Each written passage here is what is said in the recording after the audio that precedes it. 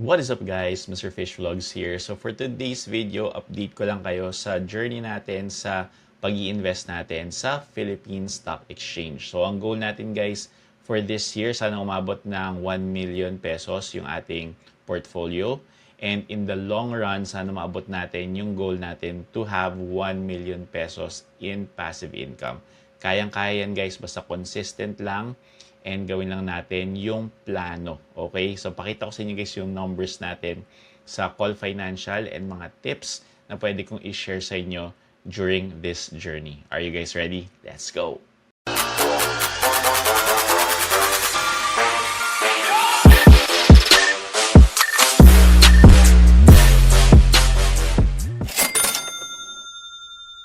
Call Financial. So, makikita nyo guys, no, ito yung account natin. So, meron tayong mga stocks sa mga blue chip companies dito sa Philippines. And mapapansin nyo, pinalaki ko yung portfolio natin sa first gen. So, makikita nyo meron tayong 26% dito sa first gen. Tapos, yung sunod natin na malaki is Robinsons Retail Holding, which is 19%. Tapos, meron tayo sa Metropolitan Bank or sa Metrobank, 15.21%. And yung sunod is Semirara, which is 13.47%.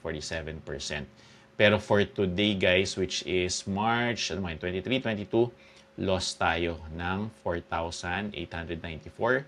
And makikita nyo, guys, ang total equity value ng stocks ko ngayon isa sa 155,000. Pero ang total niyan, kasi lost tayo, nasa 160,000 po yan. So, behind schedule tayo, behind goal tayo, kasi March na ngayon.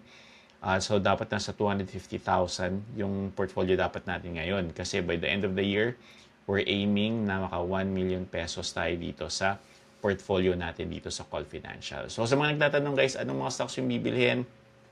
Guys, madali lang. Hindi ako magaling sa stocks, pero dahil nakilala ko at nalaman ko yung Truly Rich Club, okay, yun ang tumulong sa akin kung anong mga stocks na bibilhin. So, very, very boring yung process na to. Pa-follow mo lang yung steps nila, bibili ka lang, and that's it.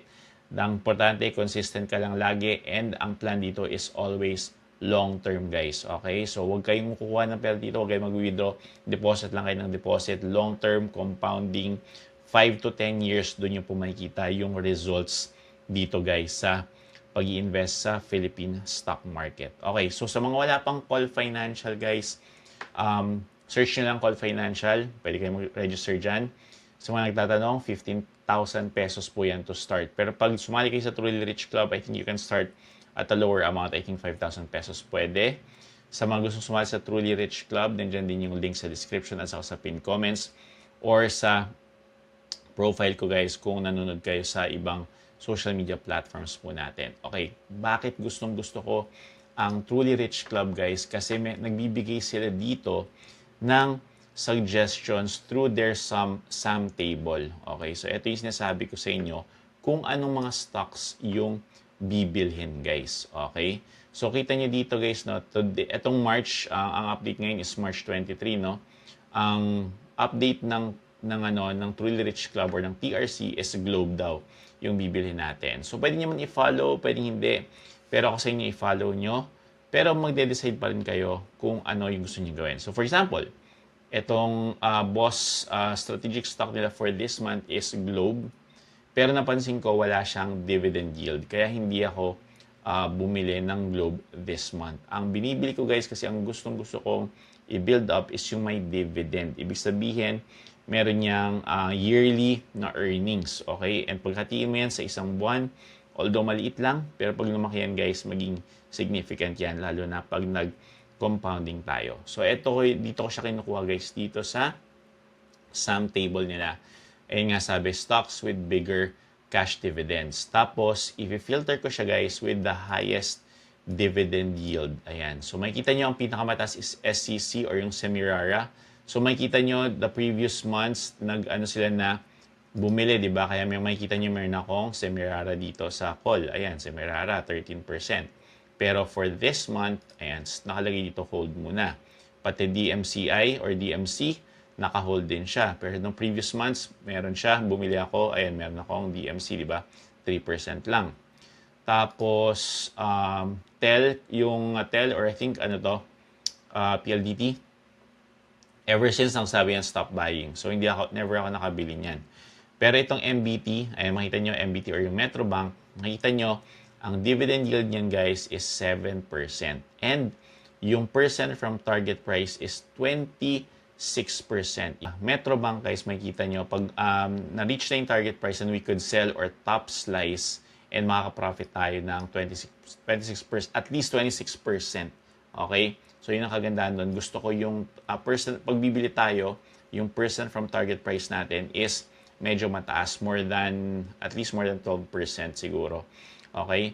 So, kaya kung napansin nyo, dito sa AP, mataas nga yung kanyang dividend yield. Pero kung makikita nyo, yung AP ko dito sa Call Financial ko is nasa 2% lang. Hindi ako masyadong bumili ng stocks dito kasi makikita nyo, 14-point-something% lang siya from target price. So, gusto ko yung medyo malayo para mas malaki yung profit. Which is, yung example nga is FGen, which kakabili ko lang a few days ago. So, makikita nyo sa FGen, guys, 5.40% ang dividend niya and negative 45.40% from the target price. Kaya makikita nyo, as of today sa FGen, ayan po, FGen, ito yung pinakamalaking kong portfolio ngayon, which is 26%. So, yan ang aking portfolio, pinakamalaking percentage sa portfolio ngayon. Okay? And then next is RRHI or Robinsons, 5.40% din ang dividend yield, negative 53.17% from target price. Grabe, biruin mo. Halos magdodoble yung natin dito. Halos magdodoble yung ininvest natin dito once na-reach natin yung target price and we're gonna sell it. Most likely, magpo-profit tayo. Pero matagal pa yun guys. Again, long term siya. RRHI ko guys sa call, makikita nyo, RRHI ko dito, ayan, nasa 19%, yung second highest sa portfolio ko. And then, URC, stop buying siya. MWC, stop buying din. RRLC, yung iba maliliit na yun siya guys. Pero yun ang pinaka-main ko ngayon sa Call Financial portfolio ko. So, FGen, RRHI, at saka SCC pala. SCC kaso stop buying tong SCC at tapos yung Metrobank. Okay, so as of today guys, makikita nyo, negative tayo. Loss tayo for today. Pero okay lang yan. Ganyan talaga sa stocks, tumataas, bumababa. Actually, pag loss ka, ibig sabihin bagsak yung mga presyo. Alam mo na sa mga nangyari ngayon, sa mga balita.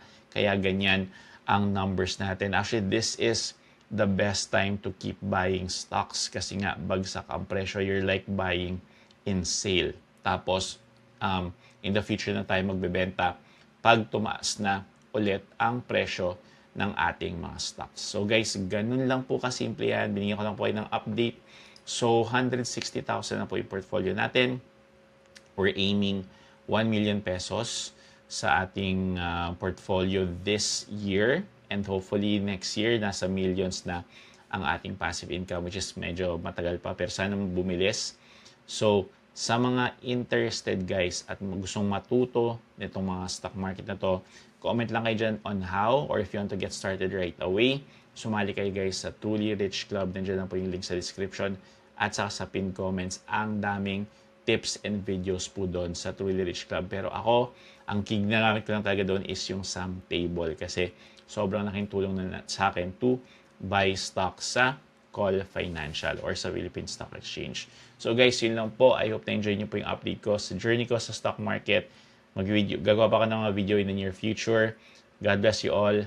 Again, this was your Fish. Have a great day. Bye!